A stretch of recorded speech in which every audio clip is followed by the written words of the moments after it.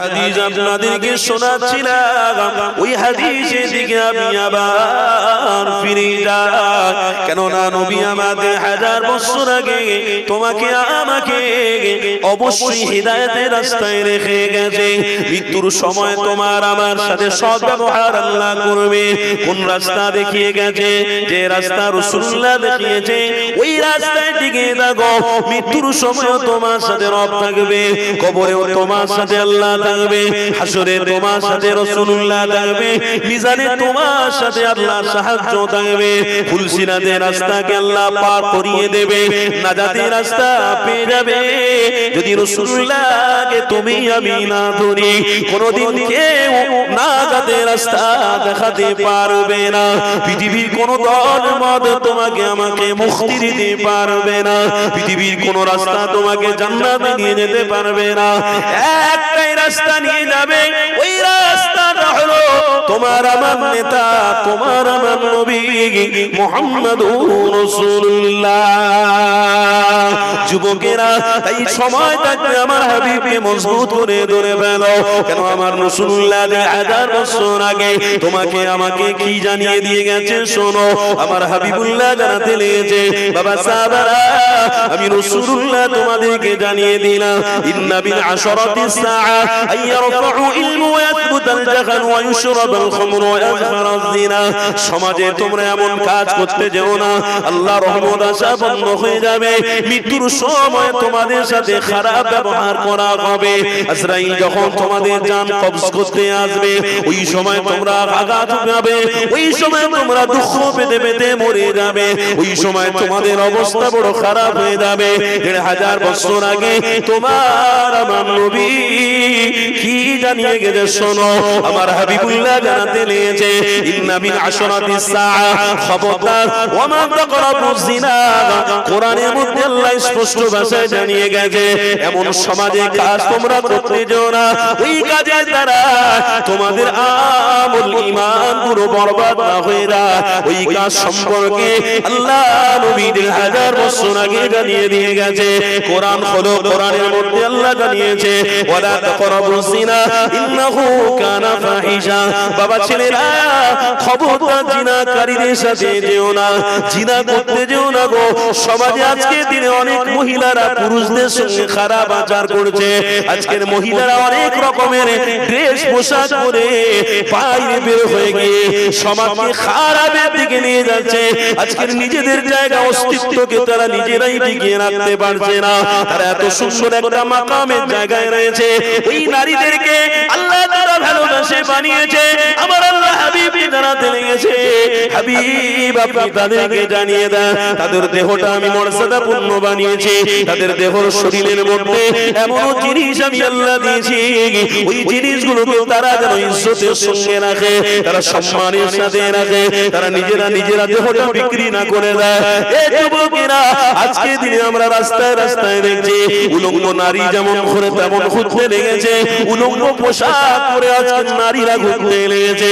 এইরকম ভাবে আমার ঘরের মা, আমার ঘরের বোনরা মোবাইলে ওই পরিবেশটা দেখে দেখে সমাজে ওই রকম ডিজাইন মার কাপড়ে তারা হাঁটতে লেগেছে।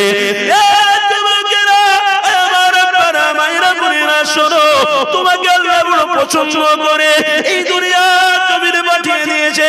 ওরে আমার বান্দিরা, শুনে রেখে দাও, তোমাদের ইজ্জত সম্মান ছিল না, আমি আল্লাহ তোমাদের মাকাম পূর্ণ করে বানিয়েছি, অনেক মর্যাদা পূর্ণ করে বানিয়েছি। এই পৃথিবীর জমিনে তোমার আমার কোনো সম্মান ইজ্জত ছিল না, আমার রাসূলুল্লাহ গিয়ে সম্মান দিয়েছে, আমার হাবিবুল্লাহ মানবতা দিয়েছে, আমার হাবিবুল্লাহ তোমাদেরকে সঠিক রাস্তা দেখিয়েছে, তোমাদেরকে হিজাব দিয়েছে, তোমাদেরকে পর্দা দিয়েছে। এই পর্দার মধ্যে থাকো, এই পর্দা থেকে তোমরা দূরে সরে যেও না। তোমাদের শরীরের অঙ্গগুলোকে বাঁচাও, তোমাদের শরীরের অঙ্গগুলোকে আল্লাহ বড় মাকাম পূর্ণ বানিয়েছে। আজকে দিনে মোবাইলে উলঙ্গ নারীরা এমন ভাবে চলাফেরা করতে লেগেছে, আমার ঘরের মেয়ে মেয়েটা ওই রকম ভাবে পরিবেশে চলাফেরা করতে লেগেছে। হাত দুটো জড়ো করে বলিয়ে দি, একদিন তোমারও মৃত্যু হবে। দুনিয়া জমিন থেকে তুমি যখন চলে যাবে, তোমার আবার সাথী হিসেবে কাউকে খুঁজে পাবে না। যাদেরকে তুমি ফলো করে চলবে, সে তোমার পাশে মৃত্যুর সময় আসবে না। যাদেরকে তুমি ভালোবেসে উলঙ্গ নারী হয়ে ঘুরতে, ওই পুরুষদের সাথে সম্পর্ক করতে, তারা মৃত্যুর সময় তোমার সাথী হবে না। সবাই বলবে মরে গেছে, শেষ হয়ে গেছে, মরে গেছে, মিটে গেছে, আর তাদের সাথে আমাদের সম্পর্ক কেন থাকবে? এই যুবক তরুণেরা, আমার আম্মা জানেরা, তোমাদের দেহকে তোমরা তৈরি করো, তোমাদের দেহটাকে হিজাব দিয়ে আটকে রাখো, তোমাদের স্বামীদের সাথে সদ্ব্যবহার করো, তোমাদের বাচ্চাগুলোকে মুহাম্মদ রাসূলুল্লাহর পরিচয় ঘটিয়ে দাও, নবী পাকের দেখানো রাস্তাটাকে শিখিয়ে দাও। দেখবে মা, তুমি যখন দুনিয়া জমিন থেকে চলে যাবে, দেখবে দুনিয়ার কোনো মানুষ তোমাকে ভালো বলুক আর না বলো, তোমার মৃত্যুটাই হবে মুহাম্মদ রাসূলের দিদার দিয়ে।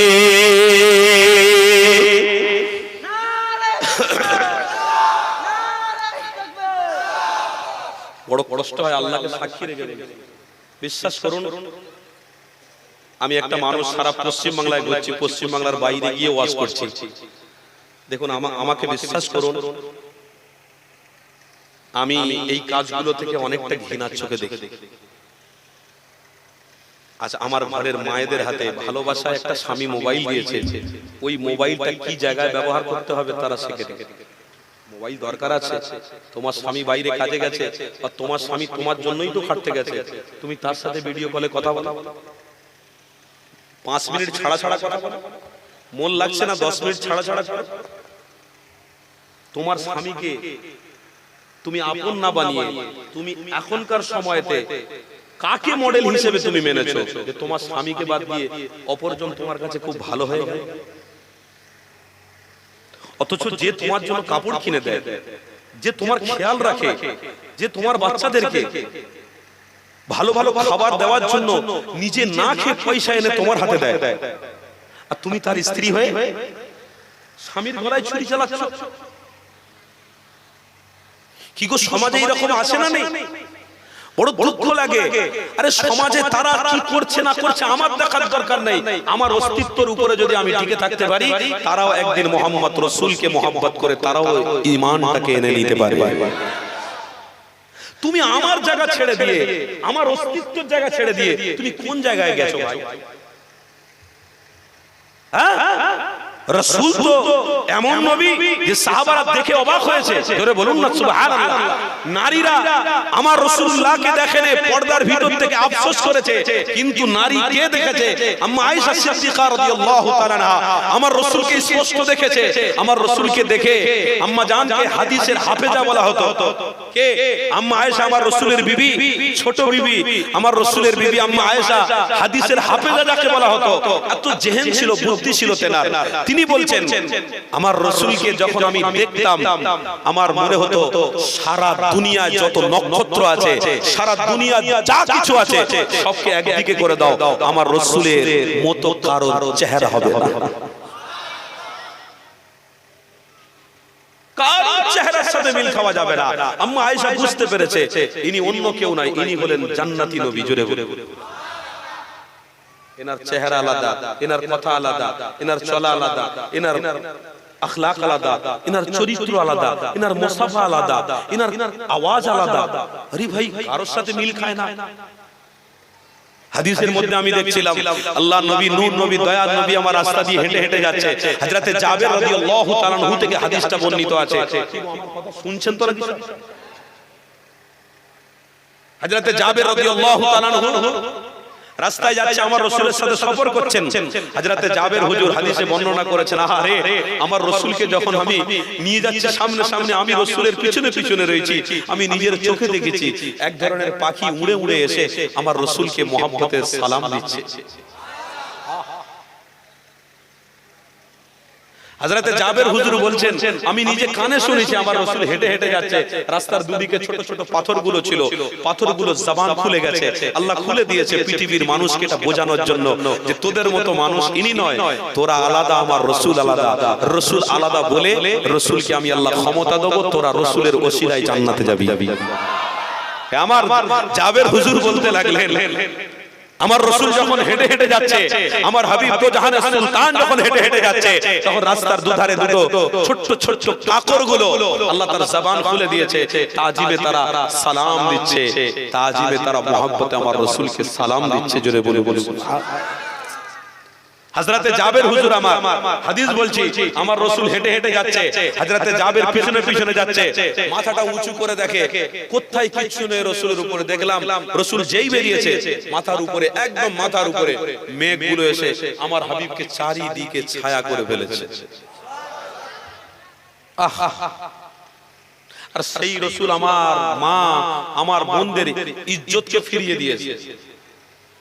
ইজ্জত বিক্রি হতো, যেই সময় নারীদেরকে কতল করা হতো, যেই সময় নারীদের কোনো অস্তিত্ব ছিল না, আমার রাসূল বলেছে, সাহাবারা তোমাদের বিবিদের ঘরে পর্দার সহিত রাখো, আজ থেকে তোমরা বেপর্দা করো না। আমি রাসূল বলছি, যে বেপর্দা হবে সে আমার পক্ষে নয়, যে পর্দাওয়ালা হবে সে আমি রাসূল তার আমার পক্ষে। আজকে দেখুন আমরা নিজেদের অস্তিত্ব নিজেদের জায়গা হারিয়ে ফেলে আজ আমরা কার কথায় কাকে ফলো করে কাকে দেখে আমরা উলঙ্গ হয়ে ঘুরছি। অধিকাংশ কেন পুরো পশ্চিম বাংলায় ভরে গেছে। আপনি কলকাতায় যান, ওই জাইয়াপড়া মেয়ে ছেলে দেখতে পাবেন। কথা ঠিক না ভুল বলছি? হয়তো ভাষাটা একটু খারাপ, শুনতে খারাপ লাগছে, কিন্তু কথাটা সত্য। আপনি ইলেকট্রনে উড়োজাহাজে উঠুন, উড়োজাহাজে দেখবেন হাফ প্যান্ট পরা মেয়ে ছেলে উঠছে। আমি নিজে সফর করছি, হাফ প্যান্ট পরা মেয়ে ছেলে, excuse me, I am water, পানি পান করুন। ইংরেজি, তাদের তো মুখে আর সব আমাদের মতো বাঙালি টাঙ্গালি নেই ভাই, তারা শুধু ইংরেজি বলছে। কি লাগবে? কিছু করতে পারি আপনার জন্য? ওটার সময় খুব রেসপেক্টের সঙ্গে তুলছে, যাওয়ার সময় খুব রেসপেক্টের সঙ্গে তুলছে। আর কিছু কিছু ছেলে মনে মনে করছে বিয়ে যদি করতে হয় তো এই জাইয়া পড়া মেয়েদের বিয়ে করব। বিয়ে যদি করতে হয় এদের মতো, কেন এরা যা খিদমত করলো, পাগল হয়ে গেছে, পুরো পাগল হয়ে গেছে। এত সুন্দর ভাষা, এত সুন্দর কথা কোথায় পাওয়া যায় বলতো? একটা গরিবের ছেলে যা কোনো প্রকার একটা কাজে যাচ্ছিল, সেও বেচারা মেয়ের পাল্লায় পড়ে গেছে। একটা কাজে নিয়ে যাচ্ছে তাকে কোম্পানি, প্লেনে উঠে কাজে যাচ্ছে, সেও তার প্রেমে পাগল হয়ে গেছে। সেও বলছে এত সুন্দর, যা কপালে একটা কি জুটলো, বিয়ে হয়ে গেছে দুঃখ করছে, কপালে কি জুটলো রে, হায় রে কপাল, আল্লাহ দুঃখ করছে। আরে বোকা, দুঃখ করিসনি, তোর কপালে যেটা দরকার ছিল আল্লাহ সেটাই দিয়েছে, আর ওটা নিয়ে শুকরিয়া আদায় কর, ইনশাআল্লাহ তুই আল্লাহর জান্নাতে হুরেদের সাথে থাকতে পারবি। সবর কর, একটু ধৈর্য ধর। দুনিয়ায় মাত্র বাঁচবি তো 20, 40, 30, 80 বছর। আমি ভাব ঠিক আছে 100 বছর, 100 বছর আর কেউ বাঁচে? কেউ আছে ভাই? 100 বছর আর কেউ নেই রে ভাই। 50, 51 কি হচ্ছে স্টক, আর সে আবার উড়ে যাচ্ছে, উঠে বলছে কি মেয়ের, হ্যাঁ 50 পার হয় না থরথর করে কাঁপে, পেশাব করতে গেলে পা কাঁপে, পায়খানা করতে গেলে এমন বেগ এসে যায় রাস্তায় পায়খানা হয়ে যাচ্ছে।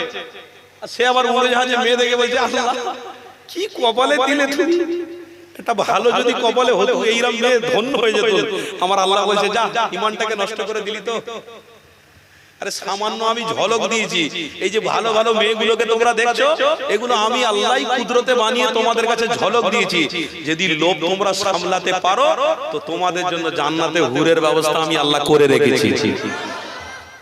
আর যদি লোভ না সামলে ওই রাস্তায় তোমরা যাও, তাহলে তুমি মনে রেখে দাও তোমার শরীরের যা অঙ্গ পতঙ্গ আমি বানিয়েছিলাম জাহান্নামের আগুনে পুড়বে, কোনো বাপের বেটা তোমাকে বাঁচাতে পারবে না। কি গো, আজকে যারা বিবাহিত আমরা, আমার স্ত্রীদের সঙ্গে ভালো ব্যবহার করবো তো বলুন না ইনশাআল্লাহ? সালাম দিই তো সবাই নাকি? ঘরের লোক কি সালাম দেবো ঘন ঘন? আমার মা বোনেরা তো পর্দার ভিতরে আছে, আমার মা বোনদেরকেও বলছি, মায়েরা গো একটু স্বামী দেখলে সালাম দিও। স্বামী যে কাজ থেকে আসুক আগে সালামটা দিও, কাজটা ছেড়ে দিয়ে সালামটা দিও। একটু পারলে মুসাফা করে নিও, স্বামী স্ত্রী ঘরে ঢুকে একটু মুসাফা করে নিও। দরকার পড়লে আমার মা বোনদেরকে বলে যাচ্ছে স্বামীর হাতটা ধরে একটু চুমু খেয়ে নিও। এই এতটুকু বললাম, আর মাইকে বেশি বললাম না। এটা তাজিম করা ভালোবাসা। তোমরা দুজনে দেখে শুনে পছন্দ করে বিবাহ করলে, আর 6 মাস না সংসার হতে হতে এই গন্ডগোল শুরু হয়ে গেল। 6 মাস সময় যায় না, কারো কারো তো 1 মাস পর্যন্ত টেকে নেই, কপালে বাদ পড়ে গেছে। আর দেখাশোনার সময় বন্ধুদের নিয়ে যাচ্ছ, এই যুবক ছেলেদের ডেকে নিয়ে যাচ্ছে, দোস্ত চল একটা মেয়ে দেখে আয়, চল চল। মেয়ে দেখতে গেছে, মেয়ে দেখে এ বন্ধু কি দেখবে, তার বন্ধু বলছে এই শোন, যে বিয়ে করবে সে গেছে, তাকে ডাকে না, আরেকটা বন্ধুকে সাইডে ডেকে বলে দেখতে কি সুন্দর, যদি আমি বিয়ে করি না খুব ভালো, তোর জিনিসে ও লোক দিচ্ছে। হায় রে সমাজ, কপাল পড়া সমাজ, তোদের কপাল শেষ হয়ে গেছে। আজও পর্যন্ত আমার আল্লাহর রহমত দিয়ে রেখেছে কিছু রাসূলের আশিকদের জন্য, জোরে বলে বলে নবীর প্রেমিকদের জন্য আজও কপাল ঠিক আছে, দরওয়াজা খুলে রেখেছে আল্লাহর রহমতের। এখনো পর্যন্ত যদি সময় যদি আল্লাহ দেয়, এখনো পর্যন্ত তওবা করার সুযোগ আছে। কোরআন ইন্নাল্লাহা ইউহিব্বুত তাওয়াবিন ওয়া ইউহিব্বুল মুতাতাহহিরিন, তওবা করে নে, আমি আল্লাহ তোদের এমনিতেই maaf করে দেব। কেন কোন পৃথিবীর মানুষ তোদের ক্ষমাকারী নয়, ক্ষমাকারী আমি আল্লাহ। কেন আমি রাসূলকে খুব ভালোবাসি, তো আমার রাসূলের খাতিরে তোদেরকে ক্ষমা করে দেব। আমার আল্লাহ আমার হাবিবকে বলছে, হাবিব কি গো, যে কথা বলছিলাম ও কথাটা বাদ দিলাম, একটু হাদিসের দিকে আসি। হাসি অনেক হচ্ছে, আর বেশি হাসা ভালো নয়। কথা বললে ওসব অনেক হবে, কিন্তু এই পর্যন্ত সমাপ্তি করছি। স্বামী স্ত্রী একটু মিলেমিশে থেকো, এর থেকে আর বেশি বললাম না। পরের কাছে বেশি আশা করতে গেলে কোন দিক দিয়ে যে বিপদ আসবে তুমি জানো না। পরের গাছের আশা করোনি, তোমার গাছে যে ফলটা আল্লাহ দিয়েছে ওই ফল নিয়ে বেঁচে থাকো, ওই গাছ নিয়ে বেঁচে থাকো, ইনশাআল্লাহ দুজনেই জান্নাতে বাস করবে। জোরে বলে বলে পরের গাছে কি হয়েছে, পরের গাছে আম বড় বড় হয়েছে, পরের গাছে জামরুল হয়েছে, পরের গাছে ভালো ভালো বেদানা হয়েছে, পরের গাছে ভালো আপেল হয়েছে, আর তুমি সেখানে ঠাই দাঁড়িয়ে থেকে থেকে লোভ দেবে। ওই পরের গাছে লোভ দেওয়াটা বাদ দাও। নিজের গাছে যে আল্লাহ ফল দিয়েছে ওই ফলটাকে একড়ে মেকড়ে সিনার মধ্যে জড়িয়ে ধরে ভালোবাসা নিয়ে ভ্রাতৃত্বের সঙ্গে চলো, ইনশাআল্লাহ ওই ফল আর তোমার ফলের মধ্যে পার্থক্য নেই, একই ফল। ওটাও ফল, তোমার যেটা দিয়েছে আল্লাহ ওটাও ফল। ওই একই ফল নিয়ে তুমি যদি চলতে পারো, 50 বছর যদি আল্লাহ হায়াত দেয়, 51 বছরে তুমি যদি মরে যাও, তো তোমার স্বামী আর স্ত্রী আল্লাহ জান্নাতে তোমরা খুব সুন্দরভাবে বাস করতে পারবে। যে কথা বলছিলাম, কি গো আজ আমাদের সেই রকম মিলের দরকার আছে না নেই? ভালোবাসার দরকার আছে না নেই? এই রাসূলকে আমরা ভালোবাসি, যে রাসূল আমাদের জন্য বড় কষ্ট করেছে, যে রাসূল আমাদের জন্য মেহনত করেছে, নারীদেরকে ঐতিহ্য ফিরিয়ে দিয়েছে, নারীদের সম্মান ফিরিয়ে দিয়েছে। সেই রাসূলকে ছেড়ে দিয়ে আমরা আঁকা বেঁকা রাস্তা ধরে ফেলেছি। আল্লাহ আমাদেরকে সঠিক রাস্তায় চলার তৌফিক দেন। বলুন আল্লাহ, আরো জোরে বলুন আল্লাহ। আমার রাসূল সাহাবাদের বলছেন, সাহাবারা খবরদার খবরদার, এই দুনিয়াদারির ভিতরে তোমরা ঢুকে গিয়ে নিজেদের ঐতিহ্য নিজেদের সম্মানটাকে তোমরা মিটিয়ে ফেলো না, ধ্বংস করে দিও না, মজবুত করে ধরে থাকো। আল্লাহ নবী নবী দয়াল নবী আজ থেকে 1000 বছর আগে তোমাকে আমাকে অবশ্যই সঠিক রাস্তায় রেখে গেছে। মুহাম্মদ রাসূলুল্লাহকে ভালোবাসো, রাসূলুল্লাহ দেখানো রাস্তায় চলো, তবেই তো নাজাতের রাস্তায় থাকবে, তবেই তো কামিয়াবি হবে, তবেই তো আল্লাহ তোমাদেরকে জান্নাতি মেহমান বানাবে।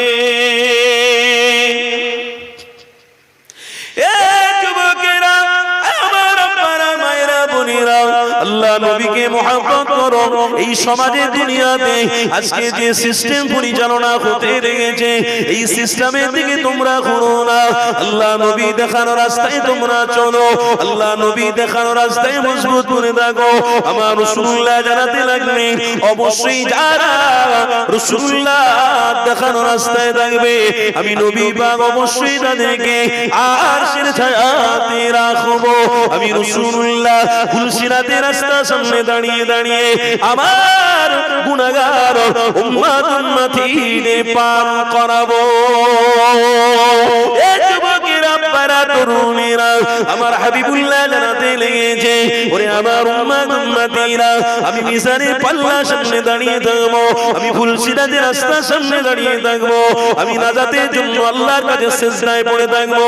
এ যুবকেরা, আল্লাহ নবী তোমাকে আমাকে এত বড় নিয়ামতপূর্ণ ইসলাম দিয়ে গেছে, এত বড় সিস্টেম দিয়ে গেছে, এই সুন্দর সিস্টেমটাকে ছেড়ে দিও না, এই সুন্দর সিস্টেমটাকে মহব্বত করে ধরে ফেলো।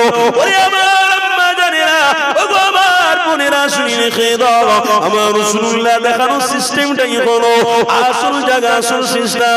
আমার রাসূলুল্লাহ আল্লাহ